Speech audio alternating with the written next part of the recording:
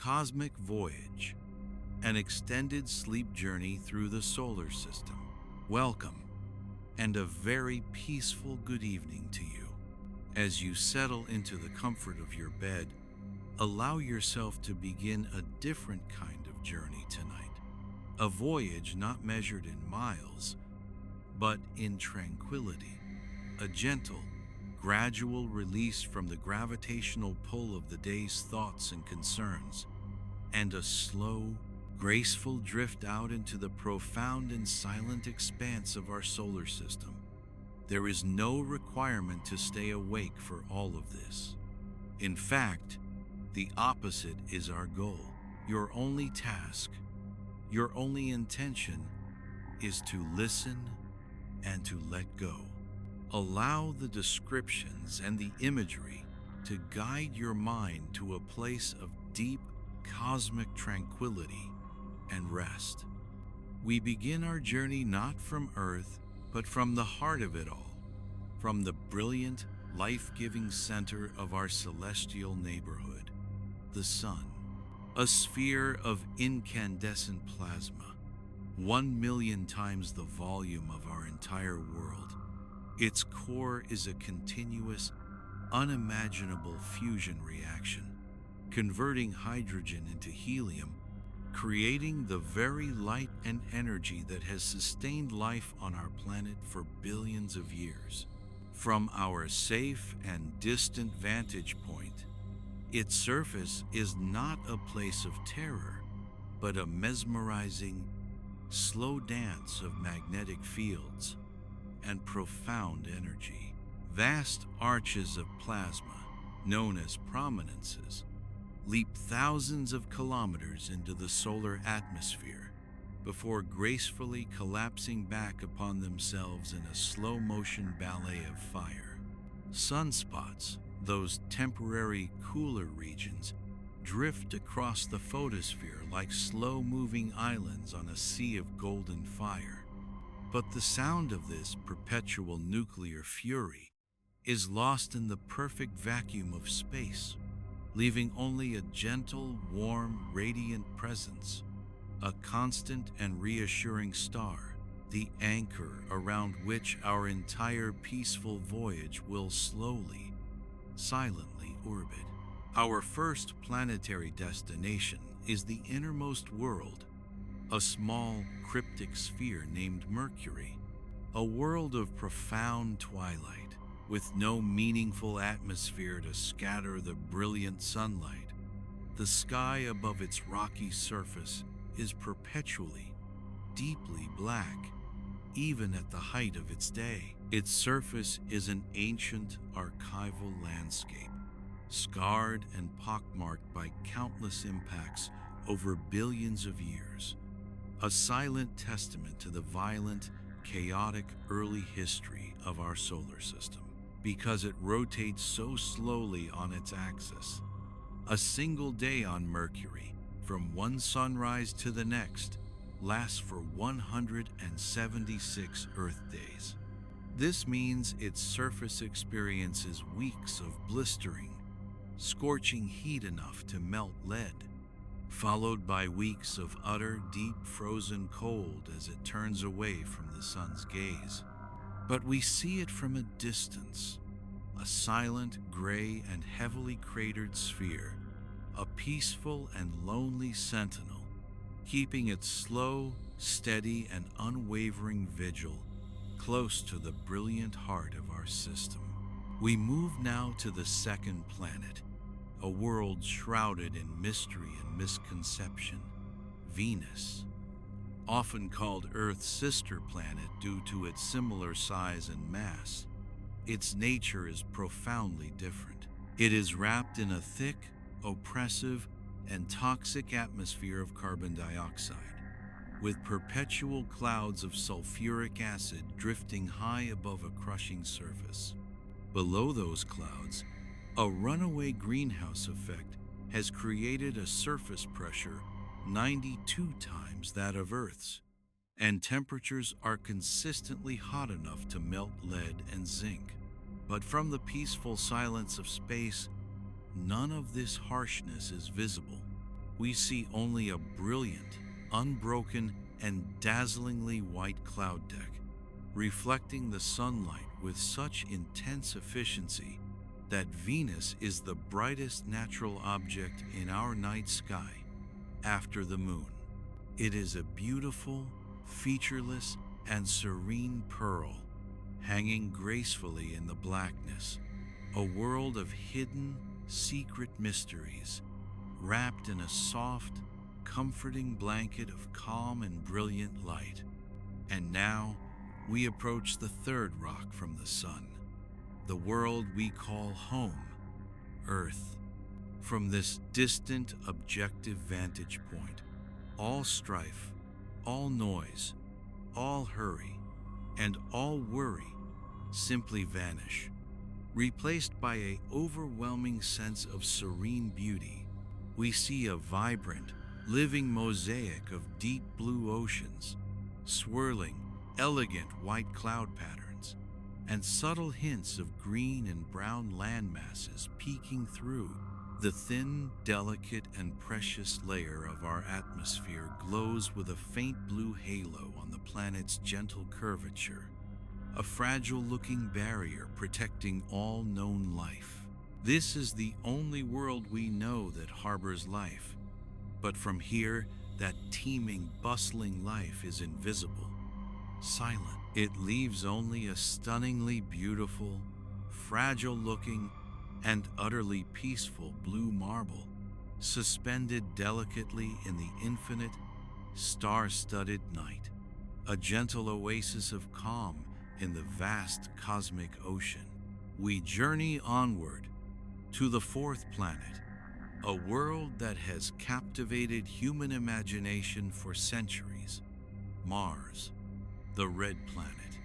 Its distinctive rusty ochre color comes from iron oxide, essentially rust, that powders its entire surface and is periodically swept into its thin, wispy atmosphere by immense global dust storms. We drift slowly over the largest volcano in the entire solar system, Olympus Mons, a shield volcano so monumentally wide its base would cover the entire state of Arizona, and so tall it pierces the very edge of space itself. We then gaze in quiet awe into Valles Marineris, a canyon system so vast and deep it would stretch across the entire continental United States, making the Grand Canyon look like a mere scratch on the surface. This is a cold, dry, and silent desert world. The faint Martian wind whispers softly over its endless dunes, rust-red rock fields, and ancient riverbeds, a gentle, lonely, and deeply soothing sound that has continued, uninterrupted and unheard, for billions of years. Before we leave the inner solar system behind, we pass through the asteroid belt, a vast, donut-shaped ring of rocky debris orbiting between Mars and Jupiter. Once romantically believed to be the remnants of a shattered planet, it is now understood by scientists to be primordial material that never quite coalesced into a full-fledged world, largely due to the immense gravitational influence of the nearby giant, Jupiter.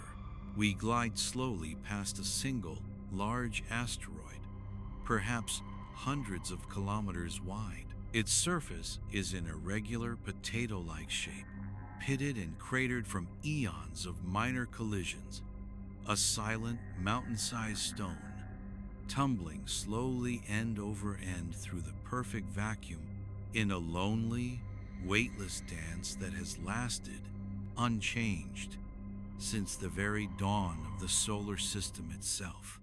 It is a place of perfect, weightless, and absolute peace. Now we cross a great gravitational boundary, leaving the terrestrial planets behind and entering the realm of the gas giants, and are immediately humbled by the sheer majestic presence of Jupiter The fifth planet, the undeniable king of the solar system. A colossal, immense sphere primarily of hydrogen and helium, so vast that over 1,000 Earths could fit inside it with room to spare.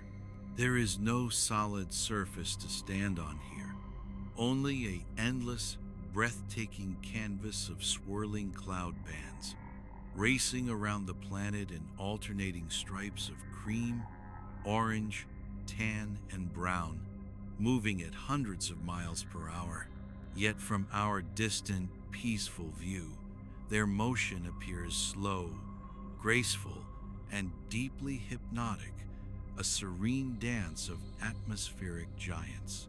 The Great Red Spot, a giant anticyclonic storm that has raged for at least 400 years and possibly much longer, spins slowly and deliberately in the southern hemisphere, a vast, tranquil hurricane so large that it could swallow our entire planet whole.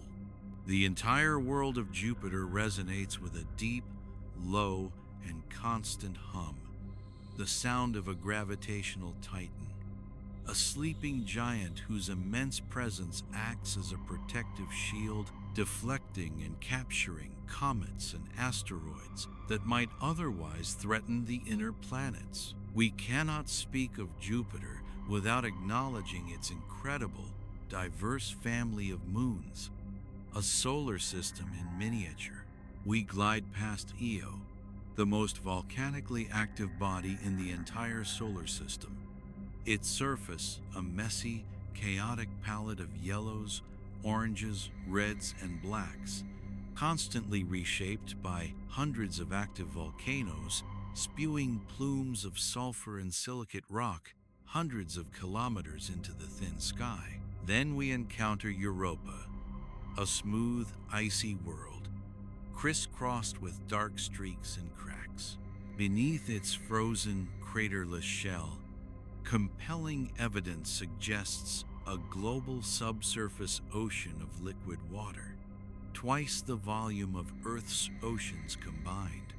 A dark, salty, and silent sea, kept liquid by the gravitational kneading of Jupiter's pull, a hidden abyss that may just harbor simple, slumbering life forms, a profound mystery waiting in the deep cold.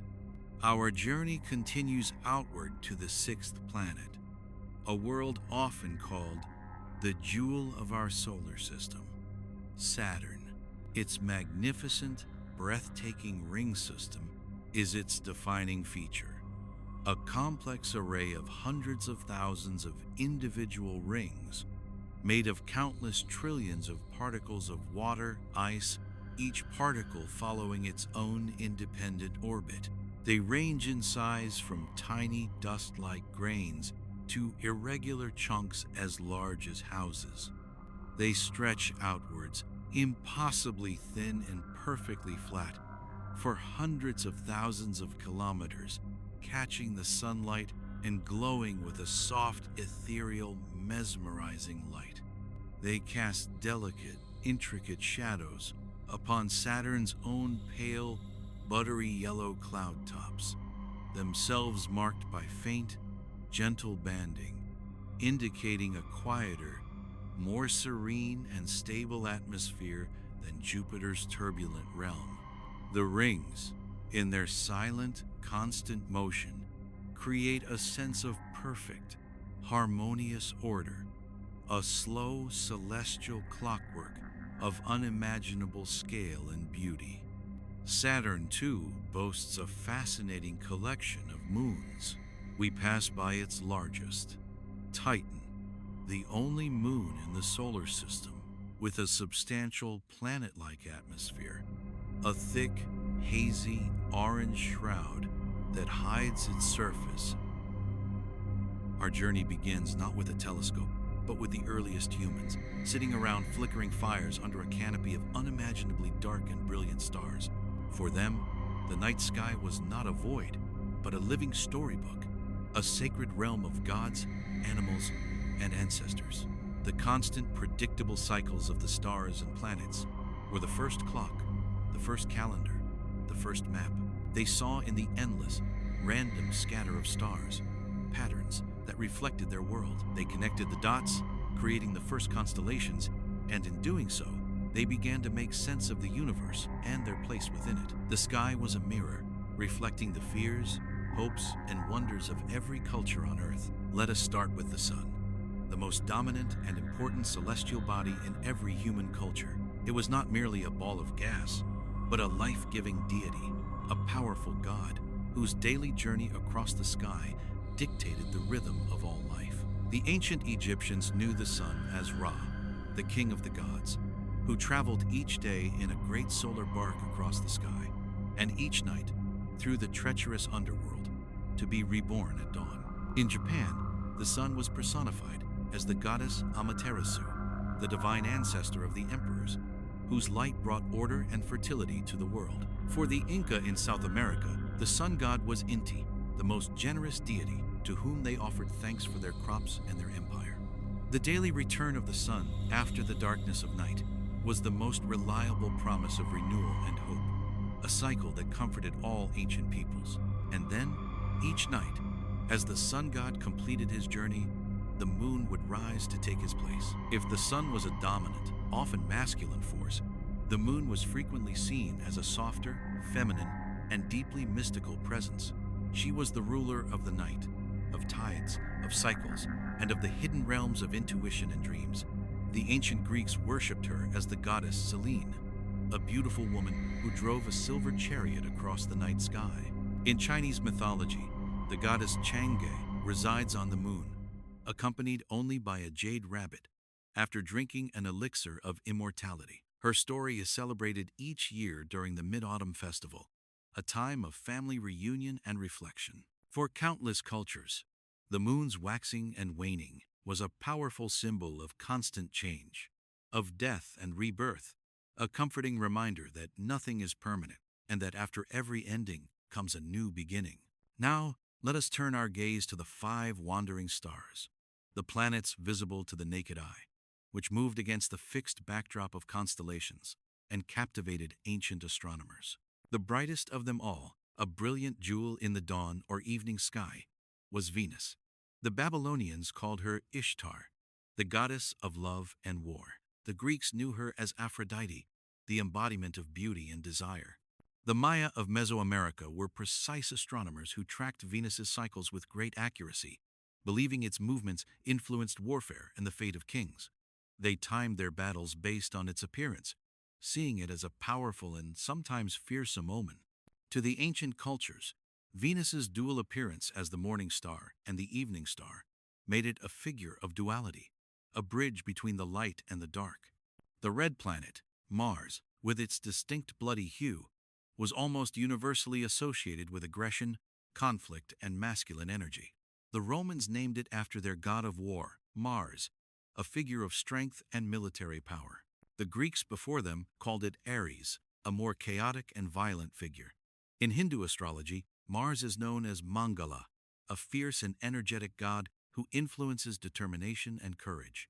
Ancient Chinese astronomers saw its red color as corresponding to the element of fire, naming it the fire star, and associating it with upheaval and punishment. Where Venus was love, Mars was its opposite, a celestial embodiment of the struggle and conflict inherent in life. The largest planet, Jupiter, shone with a steady, bright, and kingly light. It was naturally assigned the role of the chief god, the ruler of the pantheon. The Romans named it Jupiter, after the king of their gods, the equivalent of the Greek Zeus, the wielder of thunderbolts and the enforcer of divine order. In Mesopotamian culture, it was associated with Marduk, the patron god of Babylon and the hero who brought order to the universe. In Vedic astrology, Jupiter is known as Brihaspati, or Guru, the teacher of the gods, a massive, benevolent planet associated with wisdom, knowledge, and expansion.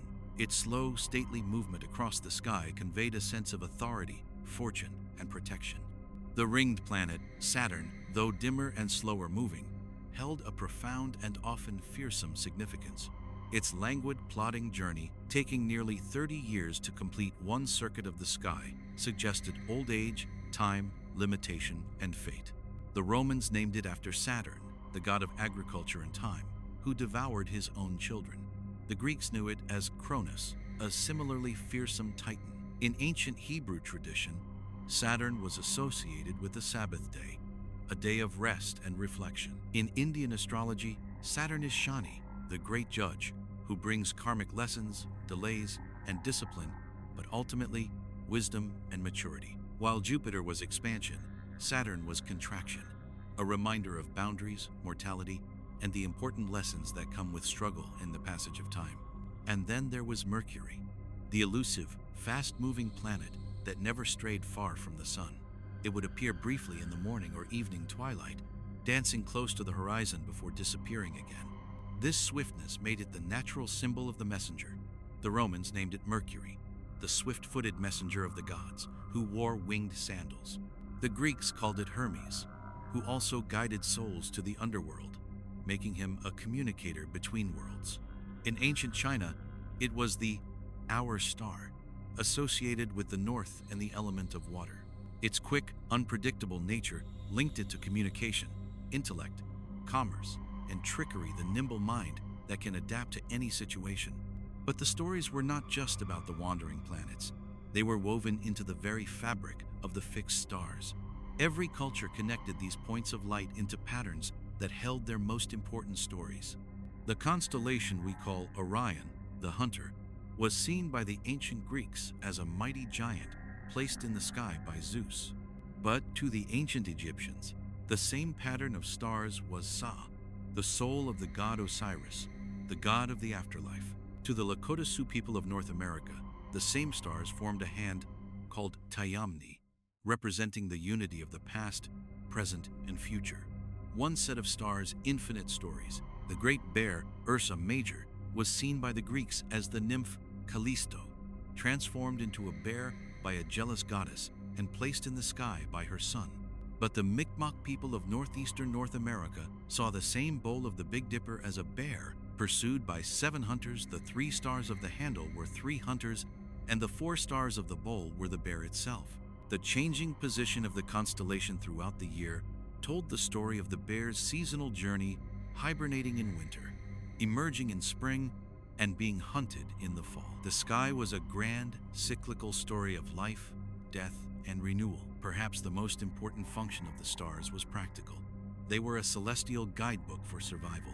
For the Polynesian voyagers, the greatest navigators in human history, the night sky was a map. They memorized the rising and setting points of hundreds of stars, using them as celestial signposts to navigate the vast, empty expanse of the Pacific Ocean. They understood the swells of the ocean, the flight patterns of birds, and the feel of the wind, but the stars were their constants. They could sail from Tahiti to Hawaii and back, a journey of thousands of miles, using nothing but their deep knowledge of the star compass. For them, the entire universe was a canoe, and the stars were the islands they used to find their way home. In Australia, Aboriginal Australian cultures possess some of the oldest continuous astronomical knowledge on Earth, passed down through oral tradition for over 65,000 years. They don't just see the dark spaces between the bright stars. They see constellations in the negative spaces, the emu in the sky, whose position tells them when to gather emu eggs. Their stories, known as Dreamtime stories, don't just take place in the sky. They explain how the landscape, the animals, and the laws of society came to be, directly linking the celestial realm with the earthly one. The sky is not a separate place. It is a part of their country, their law, and their identity. Over time, as telescopes were invented and our scientific understanding grew, the planets transformed from gods into worlds. The rings of Saturn were resolved from mysterious ears into breathtaking icy disks. Jupiter's moons were discovered, proving that not everything revolved around the Earth. Yet, the ancient magic never truly faded. We may now know that Mars is a cold desert world with a rusty surface, but we still call it by the name of the Roman god of war. We may understand the science behind the moon's phases, but its light still feels poetic, romantic, and mysterious. The human need to find meaning in the stars is as old as consciousness itself. We have always looked up and sought ourselves in the heavens. We have projected our gods, our heroes, our monsters, and our animals onto the cosmos, creating a grand, interconnected tapestry of myth and science. The sky was humanity's first storybook, its first clock, its first compass, and its first mirror. So tonight, as you prepare for sleep, know the